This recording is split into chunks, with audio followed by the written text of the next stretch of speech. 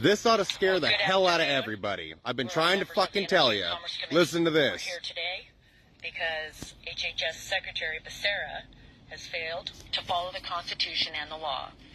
There's been a complete breakdown of accountability at the agency that has lost the trust of the American people, especially during COVID-19.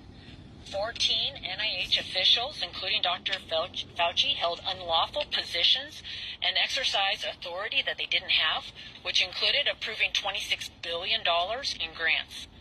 This is unprecedented, and it calls into question the validity of every decision that these officials have made since December 2021 to June 2023, including Dr. Fauci's awarding a new grant to EcoHealth Alliance, which is But what is even more egregious has been Health and Human Services cover-up. For more than a year, the administration has misled our committee throughout this investigation, and our question has been a pretty simple one. Can you show us the documents that Secretary Becerra followed the Constitution and the law in reappointing these 14 senior officials who exercised immense power and authority? The question, can you show us the documents? And we're still waiting. There needs to be accountability. No one is above the law. Americans need to know that their tax dollars are being spent responsibly, effectively, and lawfully. And that the people making these decisions are lawfully authorized to make them. So with that, I'm going to turn it over to the chairman of the Oversight and Investigation Subcommittee. Are y'all listening? Thank you, Madam Chair. And I adopt all the things that Chairwoman Rogers just said. But let me say this. This is very frustrating. It is typical of the Biden administration not to follow the rules, not to pay attention to the law. This law was put in as a good governance section. The reappointment of these agency heads was put in as a good government section of 21st Century Cures. And the idea was, let's take a look at various bureaucrats and make sure that they're being reappointed, and not reappointed as a matter of course, and not reappointed by somebody below the secretary, but reappointed by the secretary. And he didn't do it. And we didn't see any evidence of it, so we wrote a letter 16 months ago and said, hey, what's going on? These people don't appear to have been reappointed. And they've basically played a shell game since then until a couple of weeks ago, saying, oh, yeah, it's all right, everything's okay, pay no attention to the man behind the curtain, it's all fine. And then suddenly, eventually they must have gotten around to realizing they were in violation of the law, and so they tried to do it retroactively. But everything, as the chairwoman said, from the end of December of 2021 until about 2 weeks ago, is now called into question.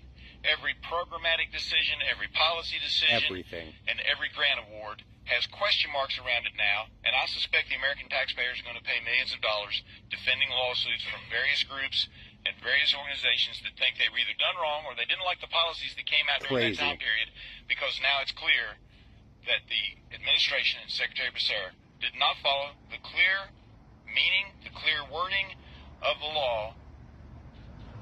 And unfortunately, this administration continues to do that. It needs to stop. And that's part of why we have Oversight and Investigation Subcommittee, so we can find out what's going wrong and try to get it fixed and try to make sure this doesn't happen again. And that's why getting the word out so that the administration knows this is not the way to run the shop. And we've got to get it right. And I will now introduce my colleague who's been working on this with me. Brett Guthrie is chair of the Health Subcommittee. Thank you so much for all your work. Thank you. Appreciate it. Thank you for your work and the chair's work and the committee's work. But for more than a year, Dr. Fauci, a highly paid public employee at the time, served unlawfully and without proper appointment. It was during this period he awarded a new grant to EcoHealth Alliance and serves as the chief medical advisor to President Biden's COVID-19 response team. In this role as top COVID advisor, he used his position to recommend mandates. It is unfair to the American people that while he held this position unlawfully, he used his platform to be the voice of science and shame those who, with alternative point of views, in addition to push for questionable public health guidance policies. This is a complete breakdown of accountability at an agency that has lost the American people's trust, especially 100%. During the COVID-19 pandemic. This also calls into question every decision each one of these 14 individuals made during the time. Greater accountability is needed. Thank you.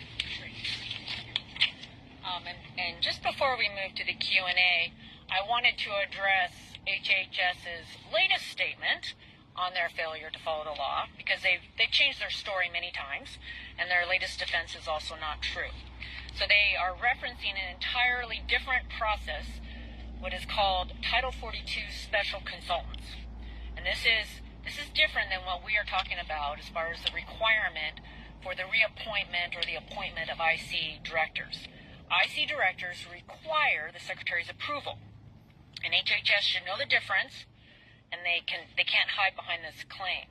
But it's after a year-long investigation that we've not seen the evidence that the administration